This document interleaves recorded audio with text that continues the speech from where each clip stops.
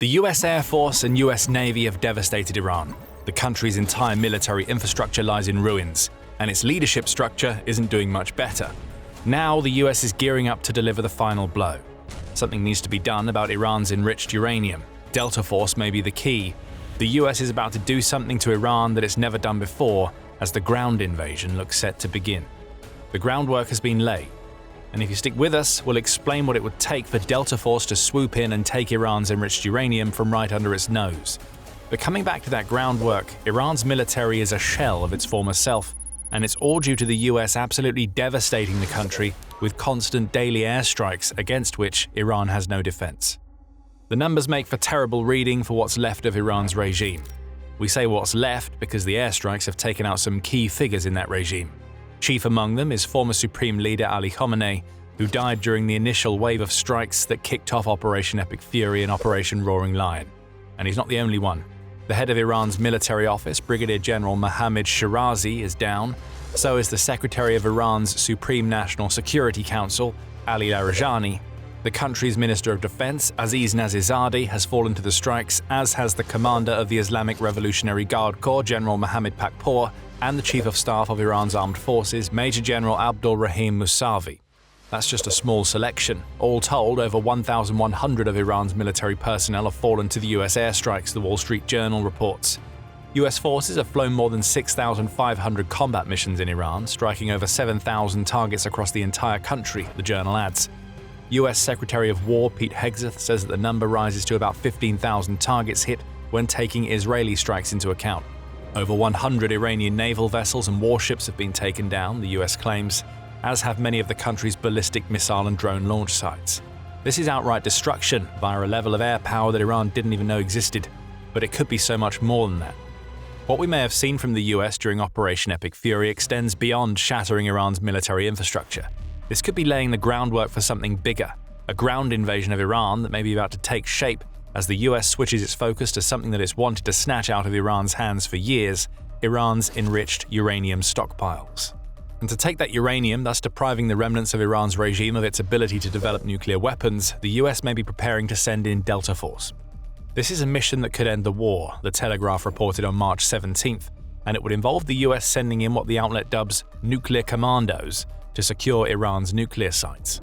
Such a mission would involve a ton of risk. It would require immense levels of cooperation between the US and Israeli special forces. However, both have proven themselves up to the job in the very recent past. Back in 2024, during the last months of former Syrian dictator Bashar al-Assad's reign, Israeli special forces swooped on an Iranian-funded underground missile bunker in Syria, rigged it with explosives and destroyed it. They needed only 2.5 hours to get the job done. As for the US, we saw how capable its special forces operatives were when they captured Nicolas Maduro from under the noses of his bodyguards.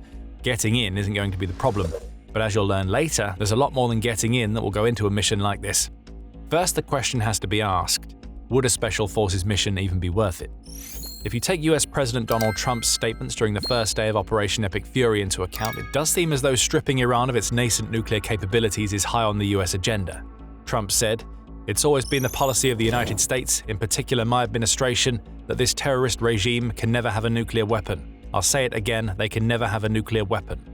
Operation Midnight Hammer, which saw the US and Israel strike a trio of Iranian nuclear facilities in 2025, was supposed to shut Iran's nuclear ambitions down. It didn't.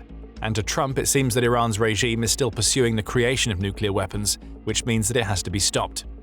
Iran knows that its enriched uranium is a key lever in the entire conflict. On March 15th, Iran's Foreign Minister Abbas Araghchi told CBS Face the Nation, "I offered actually that we are ready to dilute those enriched material, or downblend them, as they say, into lower percentage. So that was a big offer, a concession." The problem with that statement is that dilution can be reversed. Enrichment can be hidden, and when you take into account that the International Atomic Energy Agency estimated that Iran had 440.9 kilograms, or around 972 pounds, of uranium enriched up to 60% of U-235, which is the explosive uranium isotope that makes nuclear weapons possible, before Operation Midnight Hammer, it's hard to take Iran seriously. The regime has been enriching uranium with the clear purpose of getting to the point where it could build a nuclear bomb. And despite claims that it would dilute, Iran still has enriched uranium, centrifuges, documents, domestic expertise, and other equipment used to create nuclear weapons components. All of this presents a very clear risk. The US would be very wary that allowing all of these materials to stay in Iran could give the country's regime the ability to restart a nuclear program at a moment's notice, should that program not be controlled or destroyed during Operation Epic Fury. That's the payoff for the operation that the US may now be planning. Boots on the ground is looking like an increasing possibility, and it may well be Delta Force that goes in to take control over Iran's nuclear sites. But before Delta Force can strike, work needs to be done. Key to that work is figuring out where Iran's enriched uranium is being stored. The obvious answer would seem to be the underground nuclear sites that were hit during Operation Midnight Hammer, and appear to have been hit again with bunker-busting bombs in Operation Epic Fury. However, as The Economist points out in its March 11th article covering what US Special Forces would need to do ahead of a raid, working out where Iran has stashed its highly enriched uranium may be more complicated than that. Yes, that uranium may still be in the underground bunkers of facilities like Fordo, Natanz, and Isfahan, but those bunkers are vast, and they have all been damaged in the past. There's no way to know precisely where Iran's uranium is being stored, assuming it's still in those underground facilities. So Delta Force would have to be prepared for a search operation that would almost inevitably lead to them encountering resistance as they look for the stashes. But let's say Delta Force finds what it's looking for. After that, it needs to hold it. Take Isfahan as an example. That site is about 500 kilometers or 310 miles inland. That's reachable by helicopters flying from US warships in the Persian Gulf region, but the distance means refueling has to be considered, as does the time required to send troops in to support US Special Forces once they've taken the bunker. US forces could seize an Iranian airfield such as Badr Air Base, which is just 10 kilometers or 6.2 miles from Isfahan, but that would mean even more boots on the ground to support an operation to take Iran's nuclear assets. The US would also need a large battle group, maybe as large as 1,000 troops, to secure a perimeter around each nuclear site it takes, along with constant air cover, surveillance, and a steady flow of aerial refueling tankers to keep the aerial assets needed to protect troops on the ground in the sky. And that's just for one site. What the US would have to pull off here would amount to the largest special forces operation in history, not just in Iran, but in the entire world. Before we go deeper into what that really means, you're watching The Military Show. If you haven't subscribed yet, now is the perfect time to hit the button so you never miss one of our videos. Let's assume that seizing Iran's nuclear assets is indeed a priority for the US. According to the Wall Street Journal, the US does have elite teams that are trained to handle and remove radioactive material from a conflict zone. It's very risky to attempt such a move in an active war zone where targets are being bombed from the air every day. But what this also means is that US Special Forces wouldn't have to hold Iran's nuclear bunkers perfectly. If they can properly choreograph their operations, it will be a case of get in, secure the site, remove the uranium, destroy everything Iran could use to make more, and get out again. It seems simple on paper. The operation would be far from easy. That's according to Admiral James Stavridis, who is the former head of US Southern Command and once served as a NATO commander. Stavridis claims that this type of operation could require potentially the largest special forces operation in history. Delta Force would be only one component of this operation, and it might not even be the most important of those components. Army Rangers or similar combat troops would have to be deployed to secure perimeters around Iran's nuclear sites. Engineers would also have to be brought on site, as would excavating equipment needed to dig through the debris that is likely now blocking the entrances into Iran's nuclear facilities following the US strikes against them. Experts would also be needed to check for mines and booby traps, and the US would ideally have to capture an airstrip or build a makeshift one to transport Iran's nuclear materials away from the site. All of this would have to happen while the US troops are working in a static location that will be an obvious target for Iran's missiles and drones. We mentioned that the US had laid the groundwork for this sort of operation earlier in the video. On March 15th, Iran International reported that the US claims that Iran's missile capability is down 90% compared to the first day of Operation Epic Fury, with its drone capability being down 95%. These are impressive figures, but they also mean that Iran's missiles and drones haven't been completely wiped out. So any special forces operations intended to seize Iran's nuclear materials would also have to incorporate some sort of air defense component, likely a combination of ground-based defenses and fighter jets flying sorties around the bases to protect America's troops against Iranian strikes. I'm worried about the drone strikes, IED and similar traps, contamination risks, and the long time we'd need to have people on site. Richard Nephew, who is the former Iran director at the National Security Council, tells the Wall Street Journal. Still, the US needs to figure out a way to get rid of Iran's nuclear capabilities. Trump made it very clear that these capabilities were one of the reasons behind Operation Epic Fury, and Hegseth has stated in the days since that the US is keeping its options open. We retain options across the spectrum. The president has kept his eyes focused on nuclear capabilities. and I will say we have a range of options, up to and including Iran deciding that they will give those up, Hegseth said on March 13th. Iran simply handing its nuclear assets over would be the ideal scenario. But it's not a scenario that seems likely, as the only offer Iran has made so far is to dilute its uranium but not get rid of it. What this all means is that Delta Force may well be gearing up to deliver the final blow to Iran's regime. And what a blow it would be. Seizing the nuclear assets from under Iran's nose would leave the regime with only the Strait of Hormuz as leverage against the US. Interestingly, that strait may play a role in an alternative scenario that could see the US deploy Marines and special operatives in a different way than we've just discussed, but we'll get to that soon. Before we do, there has been some muddying of the waters going on in Iran, as the regime is attempting to claim that not only has the US already sent boots onto the ground in Iran, but that those boots have been captured. About a week or so into Operation Epic Fury, images started doing the rounds on social media that appeared to show Delta Force operatives having been captured by Iranian forces. Reuters shared some of those images in a March 11th article, along with a social media post that made the grand claim, Iranian officials have officially confirmed that a US air operation in Tehran failed, and 173 American soldiers and officers from the US military's elite unit known as Delta Force were captured, unclassified. That's an interesting take on what's happening in Iran right now, we'll give it that. But it soon became clear that these images were an outright lie. Whoever created them, and that should give you a clue, failed to get rid of the diamond-shaped Gemini logo in the bottom corner of the images. In other words, these pictures were created using AI, and they show that Iran, or whoever created the pictures, is trying to wage a propaganda war by implying that the US had already put boots on the ground, and that Iran has dealt with them. Neither has happened. Yet.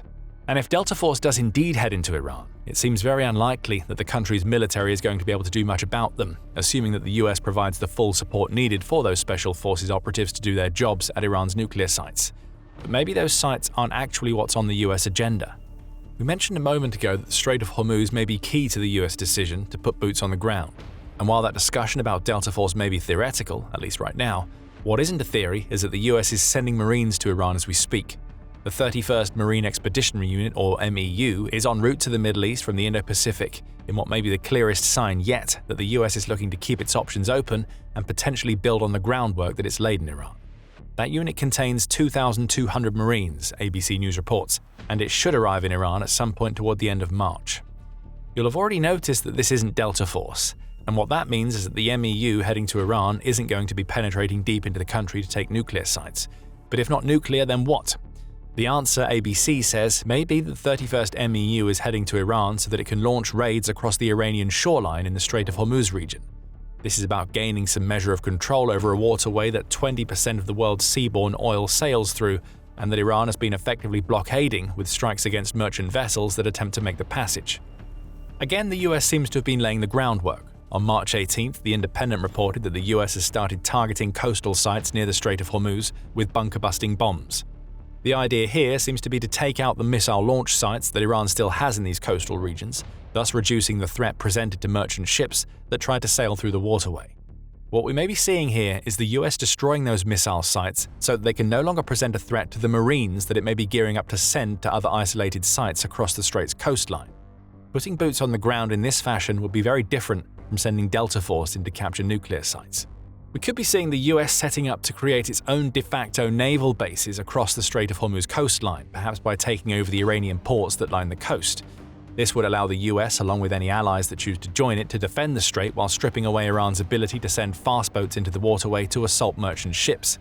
However, it can't be ignored that ports, like nuclear facilities, are static sites that could be targeted by Iran's missiles and drones.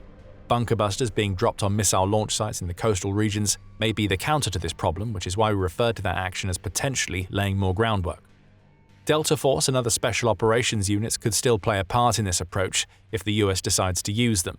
Iran's drone and fastboat facilities along the Strait of Hormuz still have to receive orders from Command and Control, or C2 posts along the coast. What we may see is that the 31st MEU goes in to take control over Iran's ports, creating the types of perimeters that we mentioned when discussing the nuclear sites, while Delta Force, Navy SEALs, or Green Berets use those controlled ports to launch operations deeper into the coastal regions to take out the C2 posts. Every option we've presented so far would be surgical, rather than a full-blown invasion of Iran. But whether the US targets the Strait of Hormuz or Iran's nuclear facilities, it's attacking the regime's leverage. Iran's leaders can't afford to lose either. Its already shaky negotiating position would outright crumble without the leverage that these two assets provide. So we may not be about to see a full invasion of Iran. But if the US carries out either or both of these types of surgical strikes, it will still need thousands of soldiers to hold positions as the final blows to Iran's regime are delivered. Is Iran ready for this? Is the US? We may soon discover the answers to those questions, especially if Iran continues to outright refuse to hand over its nuclear assets. The US Marines heading to Iran could serve several purposes beyond what we've already discussed in this video. We have dived deeper into the deployment of the 31st MEU and the amphibious warships that are coming with them in another video, so check that out if you want to learn more. And if you enjoyed this video, make sure you're subscribed to The Military Show so you don't miss any of our analysis of Operation Epic Fury.